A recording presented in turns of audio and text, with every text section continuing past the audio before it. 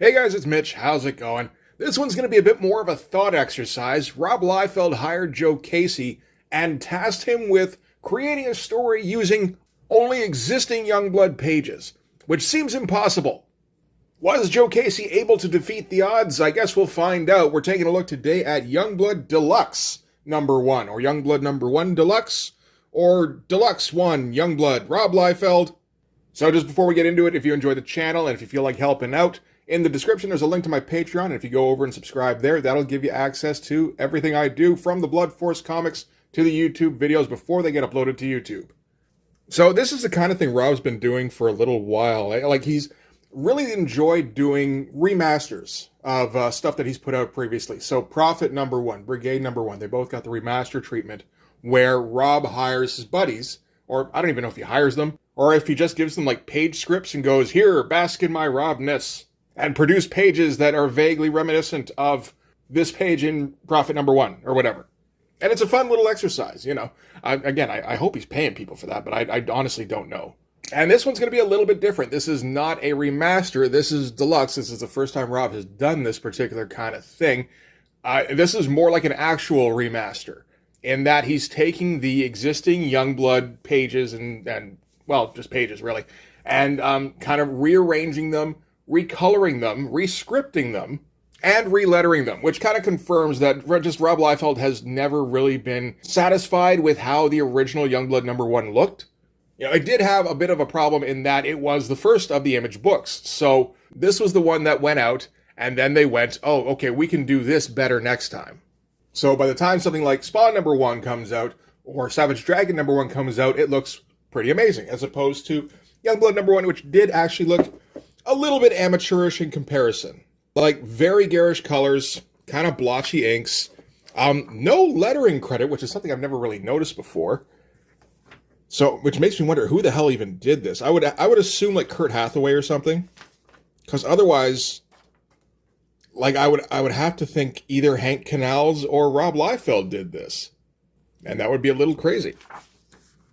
So yeah, I mean, we can see from the cover here, this is the kind of treatment Rob Liefeld wants to put on now. This is the kind of coloring he usually uses in comics these days. I don't think it works, like, at all, personally, particularly with a more detailed style, which, I mean, let's be honest, is what's in the original Youngblood comics. What he puts out now has next to no detail, and then he leaves it up to the colorist to kind of turn that into something interesting. It's actually a little tougher to translate here, and it doesn't really work as well. I mean, this here, like I said, it's pretty garish, but, like, the characters are kind of garish and clown-like. You know, the flat color suits them. This looks like they've been at a photo shoot for 3 days waiting for some dude to stop fucking around with his camera. It just looks way too placid, and it has a bit of that Star Slammers #1 cover effect, where you can't apply more realistic-looking colors and textures to ridiculous artwork. This kind of thing, you have to apply a more garish color palette. I mean, you look at Marvel Comics these days. They go, like, super neon when they have to do something ridiculous looking. But, I mean, you know, this is the thing Rob knows these days, so this is what he's going to try out. There's some parts of it that don't look bad. You know, like, the textures are interesting, like on Badrock here and everything. We know they're not there in the original drawing, because that's the original drawing there. It does almost look like he re-inked it. I assume Rob still has the original art for that. Anyway, let's get into this. So, yeah, this is going to be completely reordered, and this isn't just going to be Youngblood #1. This is going to be, like, Youngblood #1 and parts of #2. So we kind of know where things are going to go in the Extreme Universe eventually. It took, like, 3 or 4 years to even get, like, a first issue's worth of storylines out of Extreme Studios. It's funny, because you look at the original Youngblood #1, there's no story in this thing. The first little bit is all about introducing the characters. That's like most of the first chapter. And then there's something with the 4, which never gets resolved. By the time we go around to issue #2, we're moving on to Prophet, and the 4 have already been forgotten. So this is going to try and make that more of a complete storyline. And you've also got to find a way to incorporate the flip book side of things with Sentinel and the away team going after Hassan Hussein. And you got to try and intersperse that within the home team storyline featuring Shaft in them. It's a little ambitious, I gotta say.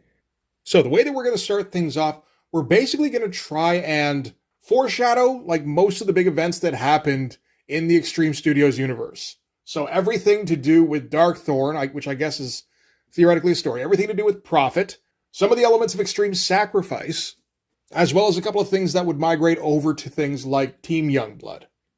So we're starting off with the opening from actually Youngblood number 2, with the Berserkers, and they're doing the thing that Rob would usually do if he just had to come up with a story off the top of his head, which is they're raiding some kind of installation. And it's interesting because, obviously none of the events can change, but we're going to try and give people better motivations. Eventually, not quite here. They're just raiding against, this is Dark Thorn's Death Squad. And Wildmane here is, I don't know, he's like spamming video game attacks. He says there's more than one way to clean my claws, rapid stack attack, which I think is quarter clockwise turn on the left joystick XXY. Anyway, I mean, we're familiar with the events here. They keep hacking away at no-name minions, as people in a Rob Liefeld story tend to do, until they come across Kirby. Man, look at these guns, eh? It's been a while since I read this book. Like, since I made the actual review video like 2 years ago.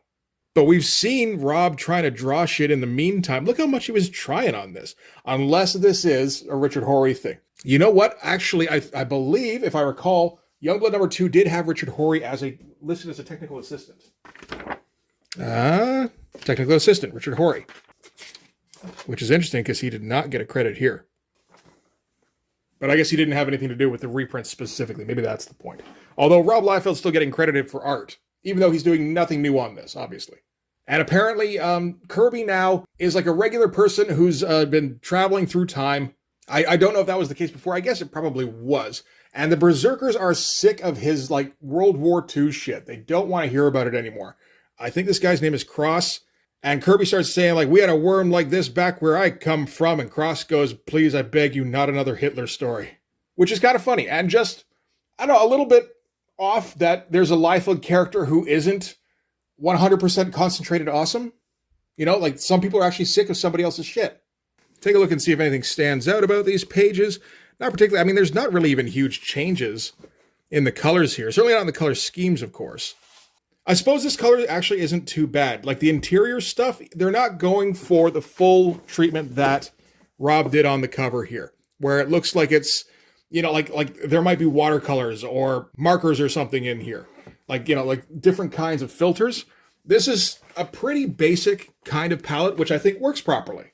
Not going heavy duty on effects and not going for, like washed out sort of palettes.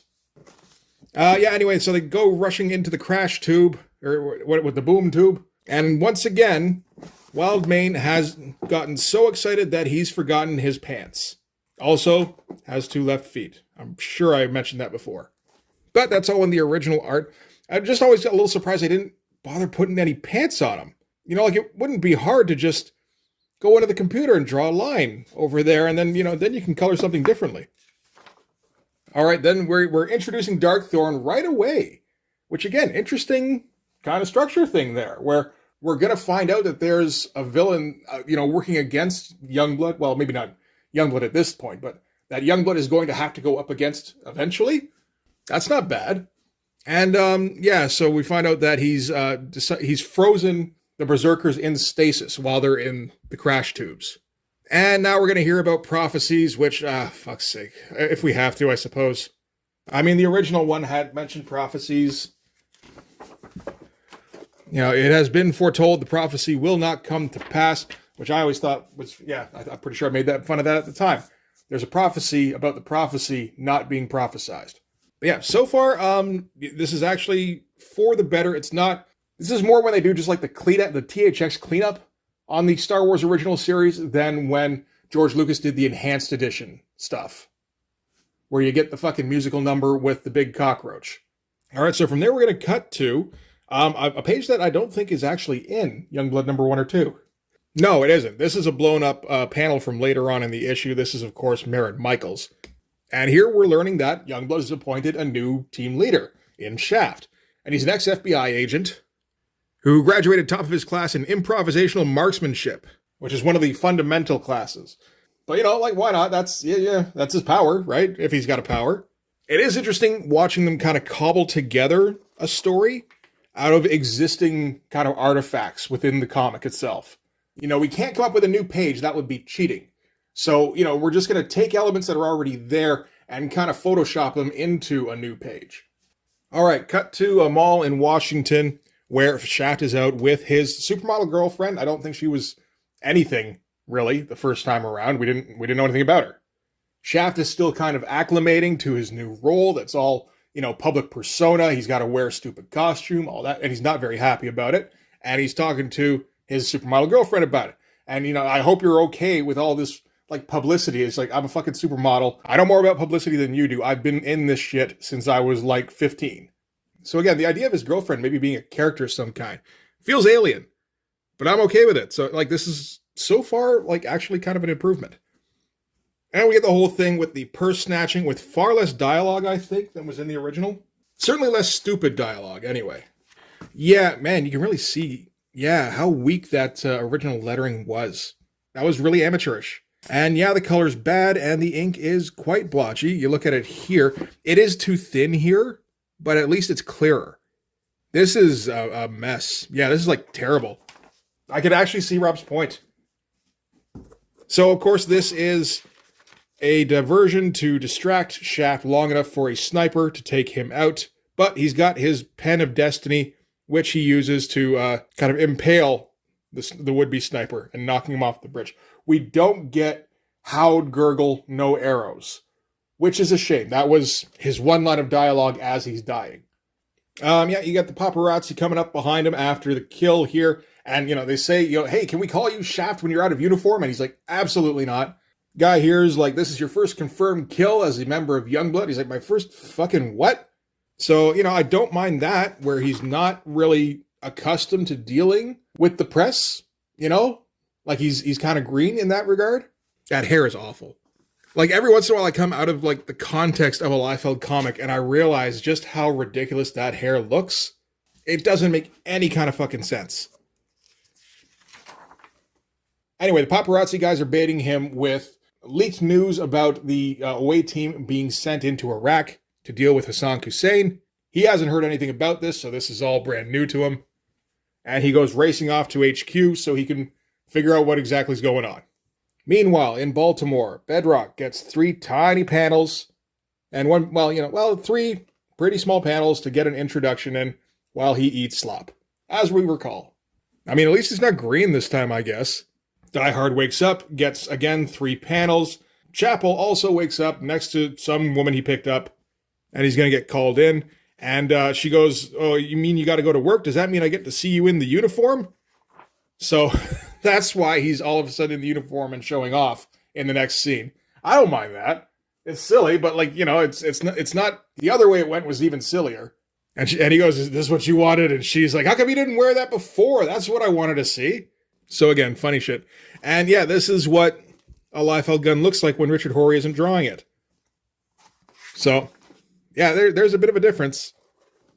Not that those other guns look great, it's just there's more, they're actual shapes. 2 panels of Vogue and 1 panel of Photon. Interesting thing where they're saying if you're here, then I guess combat must be out in the field, which is correct. So they're setting up a conflict between Photon and combat, which I wasn't aware existed. Maybe that came up in Team Youngblood, I don't know. But they are setting some stuff up, and then we get our talking head sequence with the news. Basically saying the same stuff that was there before, only saying it in a more intelligent way. Because before it sounded like it was written by a high schooler. So we find out that Hassan Hussein has been stashing metahuman weapons, which they don't really explain what that is, but that's essentially profit. But it's interesting the way they equate that to, like, weapons of mass destruction, that kind of thing. But I mean, you can see it all looks quite a bit better, like better choices for the colors. This all looks so weak, and it's crazy looking back on it now. Just how bad the coloring job was the first time out. And I mean, obviously it's not going to compare to what they can do these days because, it's been 30 years of digital color in the meantime. Like it's kind of old hat now. But like, Spawn was just a couple of months later, and shit, the stuff they were doing at Marvel, it looked like professional comics at least. That absolutely looked like a Malibu book. All right, we get our shot of the Youngblood away team leaping into action. They're being inserted into, and doing a drop into an installation, which is the usual Rob Liefeld scenario again. Not really changing much in terms of the colors. Other than, obviously just making it look better. Enough, though, that I realized that there's guys in the background here leaping out of the chopper with Youngblood. I never really noticed that before. So anyway, yeah, they're going to be dropping in to see if they can recover whatever these metahuman weapons are. I guess I haven't really been saying anything about the art so far. Like, there's not a ton to say because this is all stuff we've seen like 1,000 times before. This is a pretty great splash. In terms of Rob at the time, like assuming that he wants to set these three up as the main members of the away team, which I think is probably pretty correct. And you have these massive shots of these three guys. And, it's quite dynamic. They're doing the whole, in leaping in midair thing. They look like different kinds of badasses. We got Iron Man and kind of pseudo Wolverine and whatever the hell combat is. But, it's all working. It's funny comparing this to later versions of this same scenario where they're doing other jumps into installations to beat up on nobodies. Like, I think this is the best version of that scenario. We're going to focus on different members, each, doing their thing where they're showing off their powers. And they're doing different kinds of attacks. We got combat here, actually like shooting a gun, which you don't see a whole lot actually in a Rob Liefeld thing. Not from a hero, I don't think. And, I think this is essentially a fastball special here. And they kind of changed combat around and given him a bit of a personality where he's kind of like a Worf, but like a really crotchety Worf, where he doesn't like being there. He doesn't like being part of this team, but he's stuck with them for some reason. He at least likes the fact that he's getting to kill people. And he's talking shit about Photon, which again, I kind of enjoy.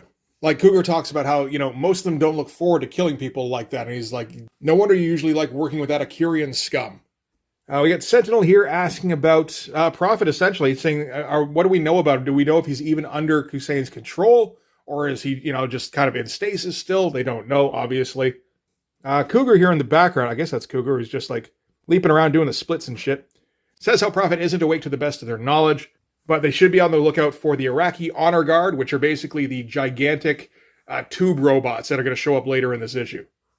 Combat goes, what? Why am I only hearing about this now? And Sentinel says, next time read the mission brief. We uploaded to your handheld. So we're doing the usual thing where they don't really 100% get along with each other, but it's a bit more of like interesting reasons why they don't get along with each other.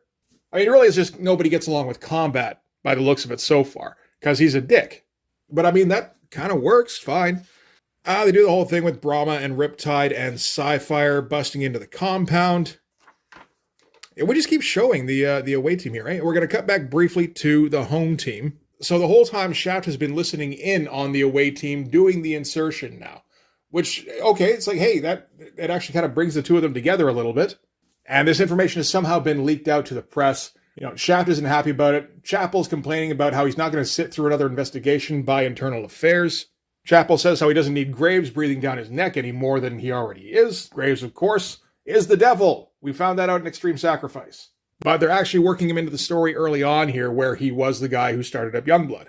So, again, they're trying to do a little bit of foreshadow, which, hey, I mean, at least they know where the story is theoretically eventually going to go. I wonder how many issues it's going to be by the time we actually get there.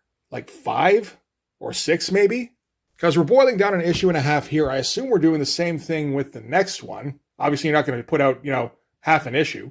But this does seem to be something they plan on continuing after this. I don't know. I might keep getting issues. Who knows? They get notified about how a transport truck that works for Youngblood has been stopped. And this is one of the transports that is moving half of the 4, which is, I believe, Deadlock and Starbright? I guess we'll find out. And this, of course, is our shot that got blown up to the big profile shot in the newspaper earlier. But it is kind of crazy just looking back and seeing how much drawing Rob used to do on each of these pages. Like he was inking this too, of course. So he didn't necessarily have to do a whole lot of penciling, which I think is how he prefers to work. But there's so much more drawing here than there is in anything he's produced in the last 20 years, I think. Anyway, back to the away team who are continuing to bust into the compound because that's what happened in the first issue. They got to keep doing that. Hey, there's our floating screen doors everywhere. We got to love that. So they haven't come across the honor guard just yet. They say here, honor guard aside, this is obviously an attempt to trap us somehow, which I'm not sure what that means. They don't want us near whatever they've got on ice. You'd think they'd be throwing everything in the kitchen sink at us. So just the fact that they haven't committed full forces leads them to believe this is some kind of trap. It's like, okay, sure. And they decide to just kind of spring the trap. Brahma in particular thinks this is a good idea because Brahma's stupid. And we get the big Kirby Crackle panel where they do indeed spring the trap by the honor guard here. And the only guy left standing is SciFi. And SciFi is going to be like super creepy right out the gate, which I don't think they really bothered with before. Yeah, where he's like, by all means, send your toys to deal with my thick-headed teammates. That leaves you and I alone to talk about life, about sex, about pain. In other words, things I'm intimately acquainted with. Why are you talking to him about life and sex? Like, pain I can understand, I suppose. Like, although he's supposed to be, official government guy, whatever, who doesn't do that kind of shit. Obviously, he's going to do that kind of shit. But, like, on his way to the torture, we're just going to make him feel kind of awkward? I guess this is just, like, trying to really paint SciFi as a creepy guy. And mission accomplished. Yeah, he keeps doing the thing where he doesn't draw people's eyes. I forgot he did this back then. That is something that at least he doesn't do anymore. I don't think, anyway. I don't remember seeing him do it recently. But he's doing it all over the place here where, yeah, he'll just draw people with no fucking eyes sometimes. And then, of course, Merritt started stealing that because Merritt stole everything Rob did. Punching on the honor guard things here. Man, this fight went on for a long time. And it's not, like, it's already getting kind of boring. When we get to the point where they're just punching things, like, over and over, and in ways that Rob always draws people punching things, it's just like, just photocopy your original work. That's obviously all you want to do anyway. It is funny, too, how bad this shit looks. Like, it looked pretty bad in the original, too. We got that one there. We're just, this is the loosest hatching. We're not really bothering with any blacks, and we're not doing the foreshortening properly. So this is just all a mess in the midsection here. At least they kind of shaded it a little bit to make it a little bit less apparent. But, yeah, usual kind of Liefeld crap. And now we're going to cut back to, I think this is the beginning of one of the stories. Wait a minute. I don't think this is from Youngblood 1. Is this from Youngblood number 0? Oh my god, it is too. I just totally pulled that out of my ass. Right, this is the whole thing where Youngblood was being sent in to stop Iraq from crossing the Kuwaiti border. And the president asked if they were sending in SEALs, and his advisors had to tell him that, no, we don't really use SEALs for that. So yeah, look at how rough this inking is compared to, like, just how fine it ended up looking here. Again, I don't think it's 100% the way to go, but it does look a shit ton better. So this is kind of a just sorting everything out page, where we find out that Shaft's team is going to handle the 4, but really their priority is with Sentinel's team, who are trying to retrieve Prophet. We haven't named Prophet yet, but that is the priority, since that is basically what Youngblood ended up being, was kind of a delivery system for Prophet. And then they talk about Agent Graves and about how he's supposedly vacationing with his family on the north shore of Kauai. And they're like, since when does Graves have a family? We don't know. And there's a fair bit of talk about morality in here. Like, Combat talks about how he's not going to be bound by Earth's morality. The president, I think this is the president here, is talking about how super people have their own morality. And there's an entire culture emerging around us, code names and costumes, domestic terrorists wearing masks and capes and armor plating. And I can't tell if the average American finds it all amusing, fascinating, or just plain obscene. Which kind of goes back to the original concept of Youngblood, which was focusing a bit more on the aspect of celebrity and, like cult of personality kind of shit. So yeah, we're kind of making a more focused version of Youngblood here. Usual shit, where the 4 are breaking out, the other members of the 4, Deadlock and Sarah. Yeah, cool, I got that right. We don't bother with Die Hard's dialogue from Youngblood number 1, where he goes, "This makes us even, and I've been waiting for this day, and this time you won't be as lucky." Which, again, doesn't mean anything. They're just going to rush in and start punching, which is, better at least. I think this is Strong Army. He's like, what, they sent you in alone? And he's like, no, I'm just the first wave. Look behind you. So at least there's a reason for there to be the rest of Youngblood just kind of standing there in their big group shot. And Shaft says what I guess is his Avengers Assemble, where he says all operatives engage, which is still better than what he said before, which was nothing. Nobody said anything. They just, it's just a freeze frame. And that's pretty much where the first team mission ends in this issue, I guess. Like, this shot doesn't look half bad anymore. Again, after reading this, like looking at the original, like, oh my God, that's just kind of gross. Like, everything is just not done well. Yeah, the ink transfer's terrible. The color looks terrible. All right. Oh yeah, we're still back with the away team here, where SciFi is talking about how he's going to, break Hassan Hussein's brain, and talks about how he killed his parents and how it was better than sex. Again, like, we're just setting him up to be a creepy dude, which I assume the first time out they hadn't really decided that was what they wanted to do with SciFi just yet, where it took him a while to get to the point where it's like, why don't we just make him a villain? He's not doing anything in the meantime. We might as well. And yeah, so this is SciFi doing to Hassan Hussein what he did to his father, which is, exploding his head. I don't know, I guess that looks all right.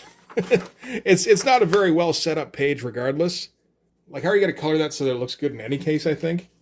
I guess the biggest difference in the original was that it was colored by Brian Murray, so he's doing all sorts of weird orange over green shit here. Yeah, neither one's particularly great. And yeah, I mean, they're still stuck with this layout, so they still got to play it off for laughs, where it's all comedy shots and, like photocopied versions of previous... Is that what they did the first time out? They did too. Okay, I wondered because this is like a smaller photocopied version of this. And again, man, those colors are absolutely god-awful. And from here, they move on to see what they came for, which is profit, which you didn't get that impression the first time around. Yeah, at the end of this one, Sentinel says, call the cleanup crew, we're gone. And then we get the full page thing about Hussein's terror ending. Hussein's terror ending? Okay, Hussein's, let's say, reign of terror ending in suicide. And yeah, this was the page that they took. And they just cropped out all this stuff and put in the stuff about Shat, which makes a bit more sense. And yeah, now they're going to be going on to issue 2. And again, making it like there's a connected narrative. And that's going to be what the cover to issue 2 looks like, I suppose. Is that better than this? I don't know. I think it's kind of even, really. Do we get a page-long missive from Rob saying how excited he is about stuff? No? That's weird. We usually get those in one of these. But we do get an ad for Bloodstrike Battle Blood, which I believe is one of the worst things that Rob has ever produced. Yes, I believe it is. That's the thing where half of this Bloodstrike character is chained up, and he's trying to eventually escape. And some supervillain, I think it's Tragedy Ann, actually, who was in the Rejects issue. Yeah, that was it. She captured Bloodstrike here and has his dick in a jar, because that's what Rob thinks is funny. And yeah, so if you want to see, I'm not going to ever do a review on this because the definitive review has been done by Rob Norton. He went over it for an hour and he kind of ripped it to shreds from what I saw. So yeah, I'd recommend you go watch that for sure. There's also a Vault edition of Youngblood coming out, which I'm thinking about getting. I don't like the idea of giving Rob money directly, and I think I would probably have to in that case, and probably a fair bit, unfortunately. But it might be worth it to get like, an artist's edition type of production where you get like full-size black and white pages. That could be pretty good. And then you mock those full-size pages, right? I mean, you have to. So anyway, that is Youngblood Deluxe #1. I mean, it's actually the better version. If I'm Rob Liefeld and it's been bugging me all these years that there's this terrible looking version, like, if I go, I put out this comic called Youngblood. Cool, I'm going to go buy #1. Well, don't buy #1. It looks like shit. And now I can go, sure, you know what? Here is #1. This is the best version of this comic. I'm like, it is. It's the best version. The colors work very well. There's actually something resembling a story. And the script isn't laughably bad. It's still cheesy in places, but it kind of deserves it with the material. I'm not sure exactly what Joe Casey's written. I know he's been around for a long time, but, that's the point. He knows the game. Yeah, looking through his bibliography, I think I could safely say that I've never read anything Joe Casey's written. That said, I mean, this is all fine for, kind of cheesy early 90s superhero comics. It all works fine. It works way better than the original did. And this is the kind of thing where Rob had the money to do this back in the day. It just didn't occur to him to do that. And, he had Todd and Eric just yammering away in his ear, talking about how artists don't need writers. We can just write the things ourselves. And it's like, well, yeah, you can. It doesn't mean it's going to be any good. But, you could do that, sure. So, yeah, Youngblood Deluxe #1. I'm a little sad that there's not more to make fun of in that. It's just kind of, a better version of Youngblood. There's a bit of a temptation to say this is reinventing history, that we're pretending that those original, the original version of Youngblood that was worse didn't exist. But there's not much of an argument for that. They printed 700,000 copies of that fucking book. If you want to see the original version and see how shitty it is, it's still out there. And there's going to be way more of that than there is of this. This you'd actually have to seek out to see, okay, what did probably not what did Rob Liefeld intend Youngblood to be? I'm pretty sure he intended it to be that first issue. We're pretty close. But yeah, with 30 years of having every negative aspect of that comic brought up to him, Rob was never going to say, I would redo this art now if I could. I don't believe Rob ever thinks that he's done a poor job at anything. But everything he didn't have a direct hand in being subpar, yeah, I can see him thinking that and thinking it needs to be corrected. And in this case, it does lead to a better looking comic. So, hey, shit, maybe he was right. I'm interested to see what Youngblood #2 looks like. And, just exactly what they're going to pull from that. Particularly since they're going to be dealing with Prophet, and Prophet's story changed drastically from his first introduction to Prophet Volume 2 #1. And, now they'll have an idea of what they want to do with the character. Man, that would be weird. To have a story that feels like it's going somewhere. That'd be crazy. So maybe I'll do that one that day. Lord knows when that's going to come out. I assume it's coming out eventually. When did they say it's going to? Did they say? They don't say. Just says next issue. Okay, it's going to come out someday, I'm sure. So we'll probably do that. In the meantime, though, that's going to do it for this one. Thanks very much for watching. If you like this video, please hit like, hit subscribe, hit the notifications so you know when the next one's coming out. In the description, there's a link to my Patreon, and if you go there, that'll give you access to everything I do, from the Blood Force comics to the YouTube videos before they get uploaded to YouTube, as well as some Patreon exclusive content. You can also follow me on Instagram and DM me there for commissions. Commissions are now open. So yeah, that's going to do it. Thanks again for watching, guys. I will see you in the next one. Bye-bye.